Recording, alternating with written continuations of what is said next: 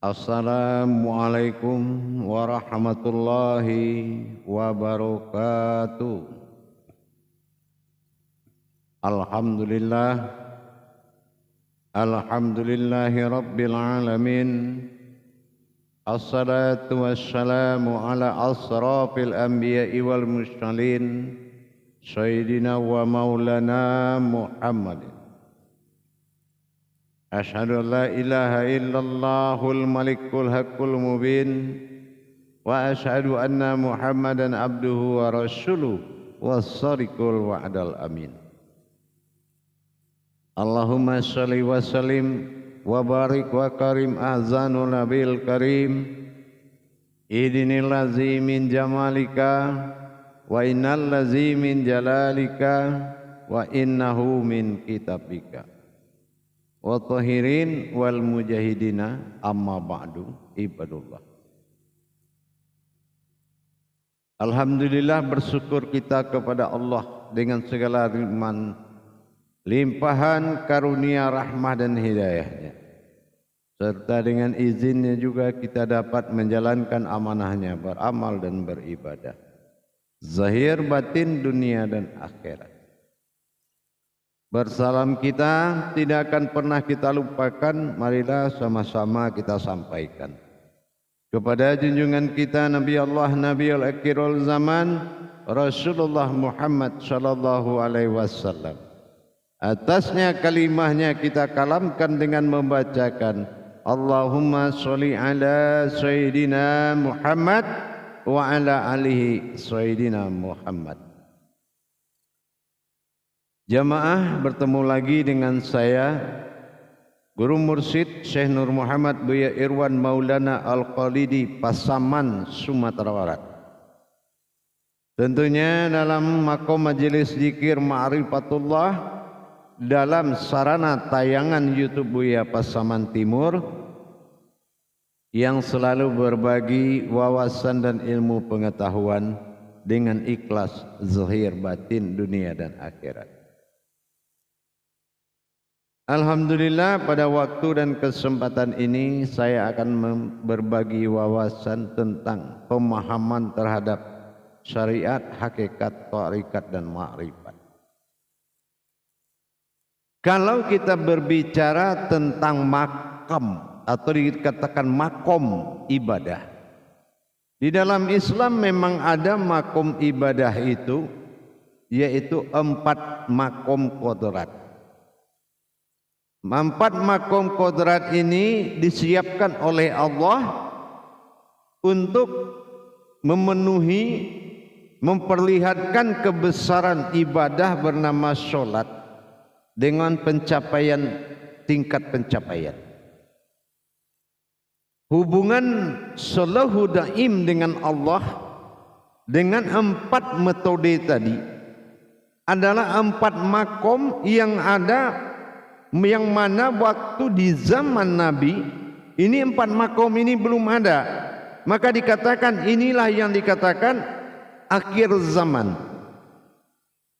Akhir zaman ini adalah datangnya kemudahan mencapai datangnya suatu kemudahan kepada suatu kesulitan.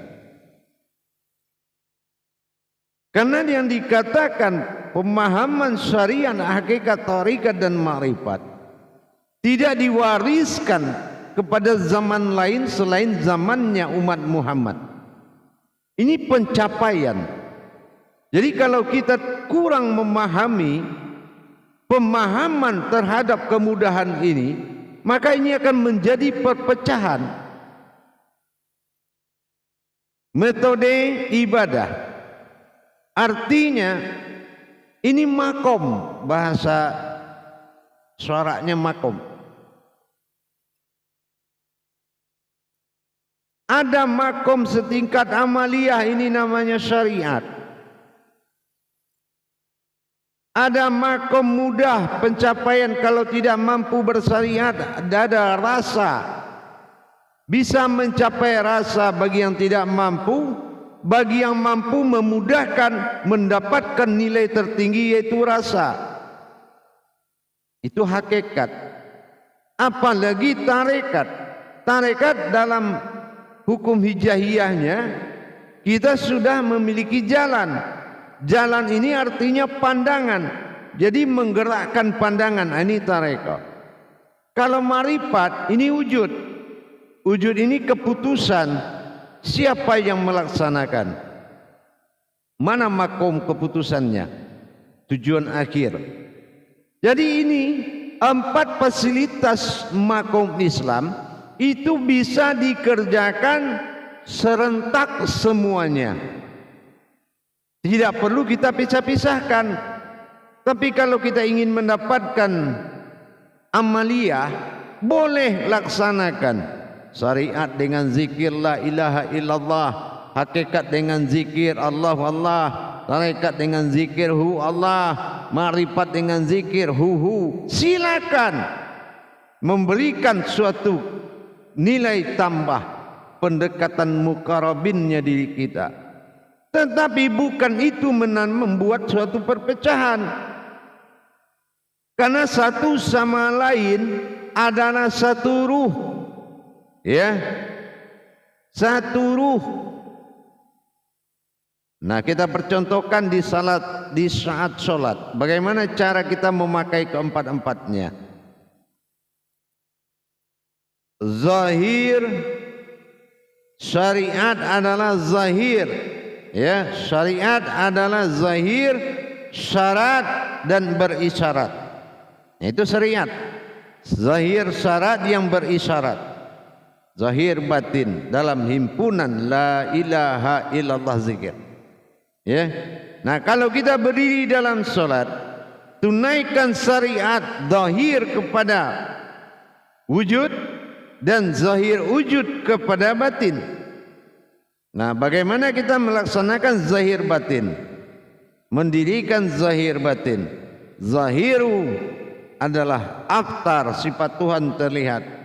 Batinu sifat Tuhan ba'dal dalam ketunggalan terlihat rohani. Dihimpun dengan la ilaha illallah.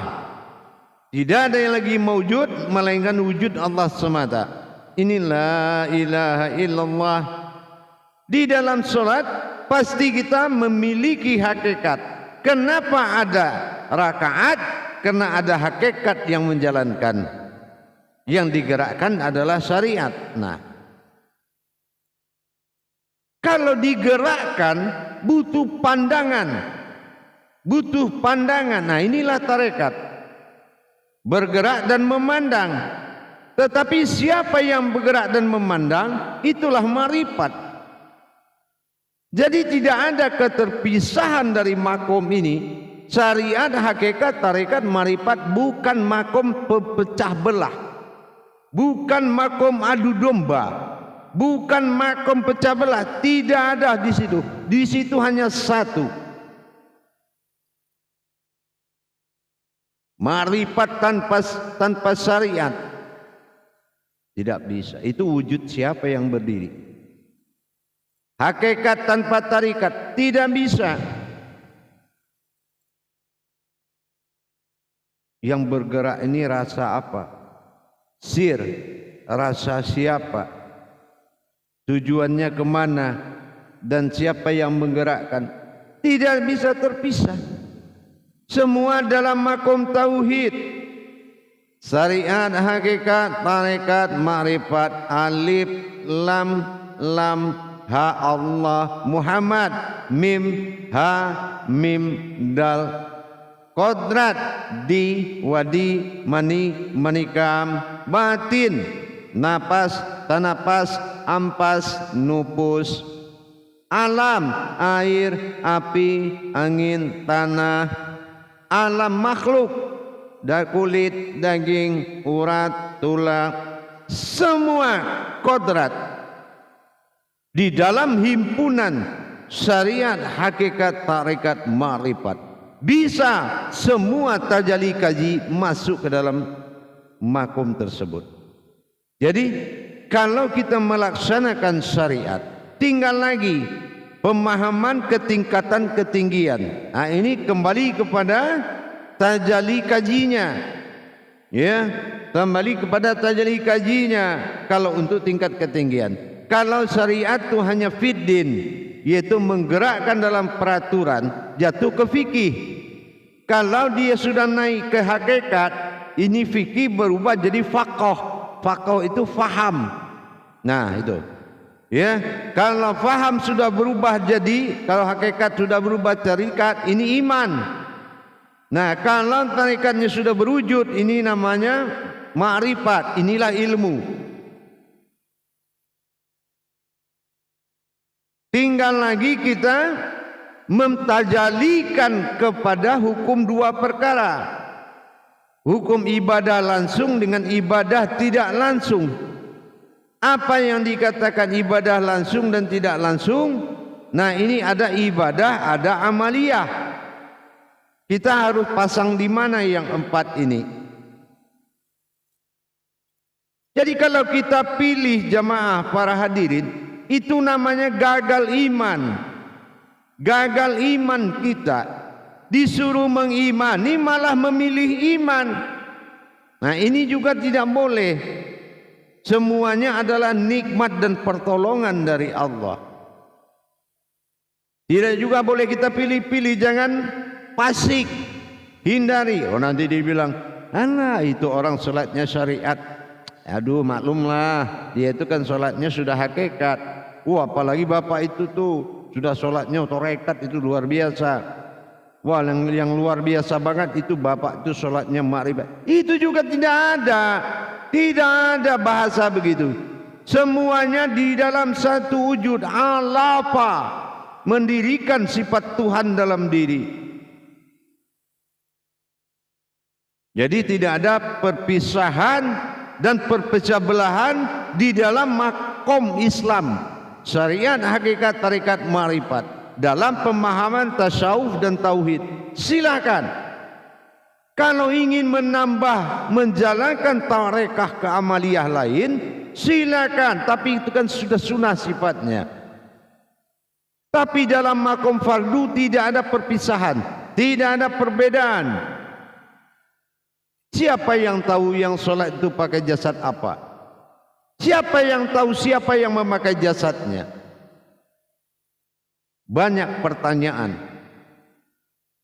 Jadi jangan kita fasik dengan makom yang telah disiapkan untuk kemudahan bagi kita oleh Allah Subhanahu wa taala. Semua kemudahan itu demi kebaikan, demi peningkatan iman kita kepada Allah. Agar kita tidak banyak alasan. Jangan nanti yakin berganti dengan alasan.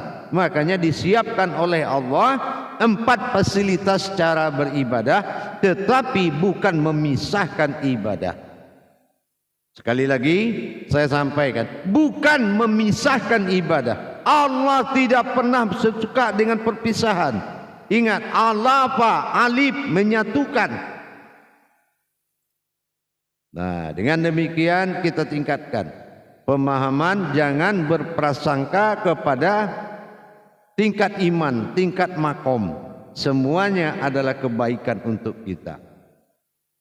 Insya Allah mudah-mudahan bisa dipahami.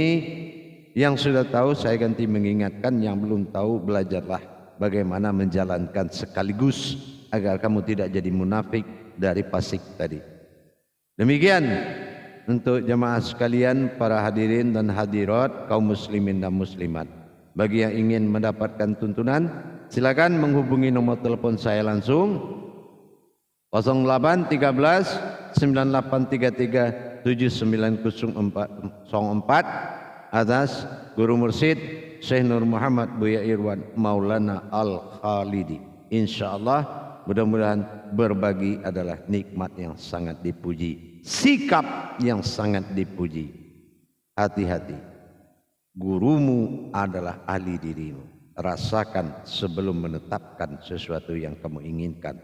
Jalan Allah sangat licin. Ke kanan kamu terpeleset jadi syirik, ke kiri akan menjadi sihir apabila penuntunmu bukan suatu wujud yang diridhoi Allah.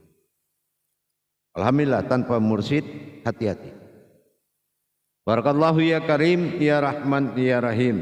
Akhirul kalam Wabillahi taufiq wal hidayah. Assalamualaikum warahmatullahi wabarakatuh.